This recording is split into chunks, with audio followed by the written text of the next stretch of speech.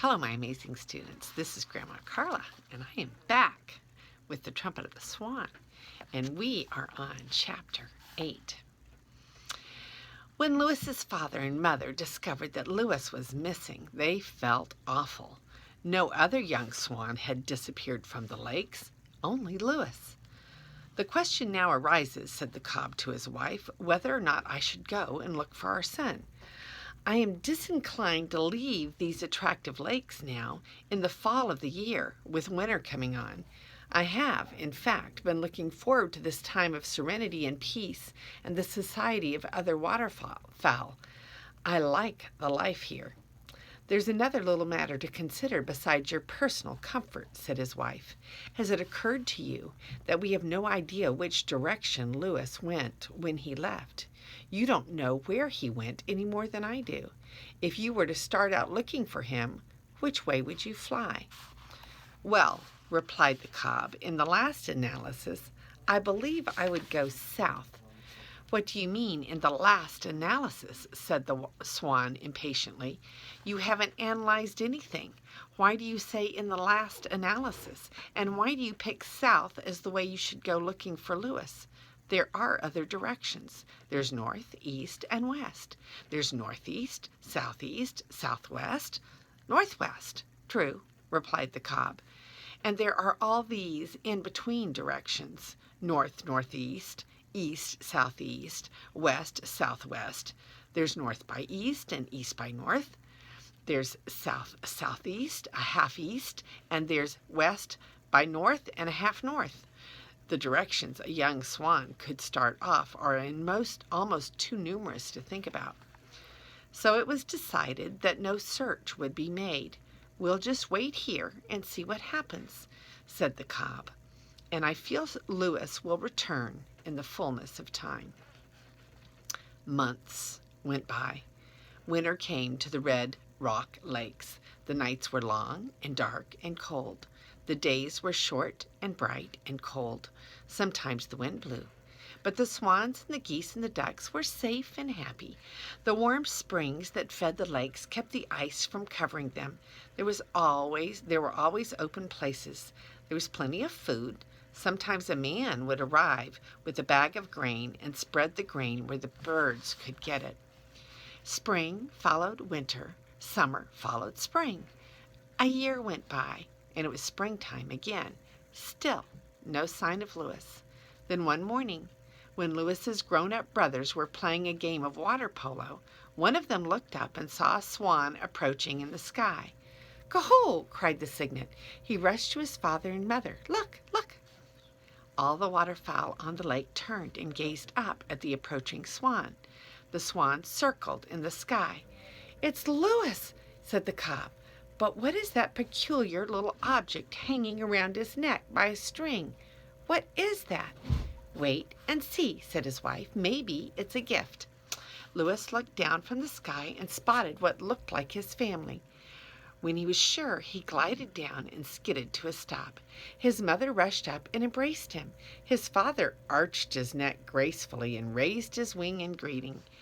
Everyone shouted, "Go-ho!" and "Welcome back, Lewis." His family was overjoyed. He had been gone for a year and a half, almost 18 months. He looked older and handsomer. His feathers were pure white now instead of a dirty gray. Hanging by a cord around his neck was a small slate. Attached to the slate by a piece of string was a white chalk pencil. When the family greetings were over, Lewis seized the chalk in his bill and wrote "Hi there" on the slate.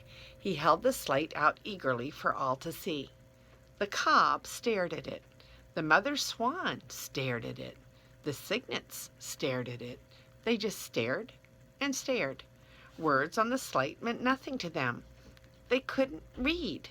None of the members of his family had ever seen a slate before, or a piece of chalk. Lewis's attempt to greet his family was a failure. He felt as though he had wasted a year and a half by going to school and learning to write. He felt keenly disappointed, and of course he was unable to speak. The words on the slate were all he could offer by way of greeting. Finally his father, the cob, spoke up. "Louis, my son," he began in his deep, resonant voice, "this is the day we have long awaited, the day of your return to our sanctuary in the Red Rocks Lakes. No one can imagine the extent of our joy or the depth of our emotion at seeing you again. You who have been absent from our midst for so long, in lands we know not of, in pursuits we can only guess at. How good it is to see your countenance again. We hope you have enjoyed good health during your long absence, in lands we know not of, in pursuits we can only guess at." "You've said that once already," said his wife. "You're repeating yourself. Louis must be tired after his trip, no matter where he's been or what he's been up to." "Very true," said the cob, "but I must prolong my welcoming remarks a bit longer, for my curiosity is aroused by that odd little object Louis is wearing around his neck, and by the strange symbols he has placed upon it by rubbing that white thing up and down and leaving those strange white tracings." "Well," said Louis's mother, "we're all interested in it, naturally, but Louis can't explain it because he is defective and can't talk. So we'll just have to forget our curiosity for the moment and let Louis take a bath and have dinner." Everyone agreed that this was a good idea. Louis swam to the shore, placed his slate and his chalk pencil under a bush, and took a bath. When he was through, he dipped the end of one wing in the water and sorrowfully rubbed out the words, "Hi there." Then he hung the slate around his neck again. It felt good to be home with his family, and his family had increased during the months he had spent with Sam Beaver at school. There were now 6 new cygnets. Louis's father and mother had spent the summer on a trip to Canada, and while there they had nested and hatched 6 little cygnets, and in the fall they had all joined up again at the Red Rock Lakes in Montana. One day, soon after Louis's return, the grain man stopped by with a sack of grain. Louis saw him and swam over. When the man spread the grain on the ground to feed the birds, Louis took off his slate and wrote, "Thank you very much." He held the slate up to the man, who appeared surprised. "Say," said the man, "you're quite a bird. Where did you learn to write?" Louis erased the slate and wrote, "At school." "School?" said the grain man. "What school?" "Public school," wrote Louis. "Mrs. Hammerbotham taught me." "Never heard of her," said the grain man, "but she must be a darned good teacher." "She is," wrote Louis. He was overjoyed to be carrying on a conversation with a stranger. He realized that even though the slate was no help with the other birds, it was going to be a help with people, because people could read. This made him feel a whole lot better. Sam Beaver had given Louis the slate as a goodbye present when he left the ranch. Sam had bought the slate and the chalk pencil with money he had saved. Louis decided he would always carry them with him, no matter where he went in the world. The grain man wondered whether he had been dreaming or whether he had really seen a swan write words on a slate. He decided to say nothing about it to anyone for fear people might think he was crazy in the head. For birds, spring is the time to find a mate. The warm, sweet airs of spring stirred strange feelings in young swans. The males begin to notice the females. They show off in front of them. The females begin to notice the males too, but they pretend they're not noticing anything at all. They act very coy. Louis felt so queer one day he knew he must be in love, and he knew which bird he was in love with. Whenever he swam past her, he could feel his heart beat faster, and his mind was full of thoughts of love and desire. He thought he had never seen such a beautiful young female swan. She was a trifle smaller than the others, and she seemed to have a more graceful neck and more attractive ways than any of his other friends on the lake. Her name was Serena. He wished he could do something to attract her attention. He wanted her for his mate, but was unable to tell her so because he couldn't make a sound. He swam in circles around her and pumped his neck up and down and made a great show of diving and staying down to prove that he could hold his breath longer than any other bird.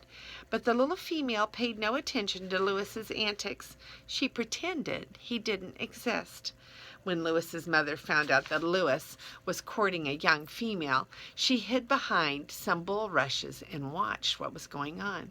She could tell that he was in love by the way that he acted, and she saw that he was having no success. Once, in desperation, Lewis swam up to Serena, his beloved, and made a bow. His slate, as usual, was around his neck. Taking the chalk pencil in his mouth, he wrote, "I love you," on the slate and showed it to her. She stared at it for a moment and then swam away. She didn't know how to read, and although she rather liked the looks of the young cob, who had something hanging around his neck, she couldn't really get interested in a bird that was unable to say anything. A trumpeter swan that couldn't trumpet was a bust as far as she was concerned. When Lewis's mother saw this, she went to her husband, the cob. "I have news for you," she said. "Your son Lewis is in love, and the swan of his choice, the female of his desiring, pays no attention to him. It's just as I predicted. Lewis won't be able to get a mate because he has no voice. That snippety little female he's chasing after gives me a pain in the neck the way she acts. But just the same, I'm sorry for Lewis.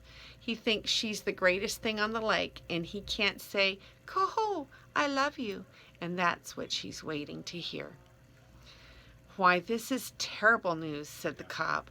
"News of this most serious import. I know what it is like to be in love. Well, do I remember how painful love can be, how exciting, and in the event of unsuccess, how disappointing and doleful the days and nights. But I am Lewis's father, and I am not going to take this situation lying down. I shall act. Lewis is a trumpeter swan, noblest of all the waterfowl. He is gay, cheerful, strong, powerful, lusty, good, brave, handsome, reliable, trustworthy, a great flyer, a tremendous swimmer, fearless, patient, loyal, true, ambitious, desirous." "Just a minute," said his wife. "You don't need to tell me all these things. The point is, what are you going to do to help Lewis get himself a mate?" "I'm leading up to that in my own graceful way," replied the cob. "You say that what this young female wants to hear Lewis say is, 'Coho, I love you.'" "That's right." "Then she shall hear it," exclaimed the cob. "There are devices made by men, horns, trumpets, musical instruments of all sorts. These devices are capable of producing sounds similar to the wild sound of our trumpeting. I shall begin to search for such a device, and if I have to go to the ends of the earth to find a trumpet for our young son, I shall find it at last and bring it home to Lewis." "Well, if I may make a suggestion," said his wife, "don't go to the ends of the earth. Go to Billings, Montana. It's nearer." "Very well. I will try Billings. I shall look for a trumpet in Billings. And now, without further ado, I go. There is no time to lose. Springtime doesn't last forever. Love is fleeting. Every minute counts. I'm leaving this instant for Billings, Montana, a great city, teeming with life and with objects made by man. Goodbye, my love. I shall return." "What are you going to use for money?" asked his practical wife. "Trumpets cost money."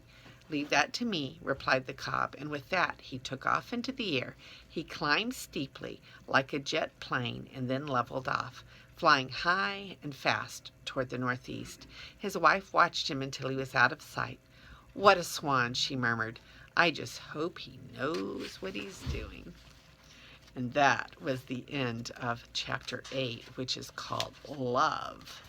And we'll see a picture of Lewis on the lake. Now, so he is trying to show the lady swan that he loves her. And his mother is watching from behind the bulrushes because she is trying to figure out how he is doing in his courting. And he is not doing very well. She just swam right away, didn't she? And next time we'll read about chapter 9, The Trumpet. This is Grandma Carla, and I love you.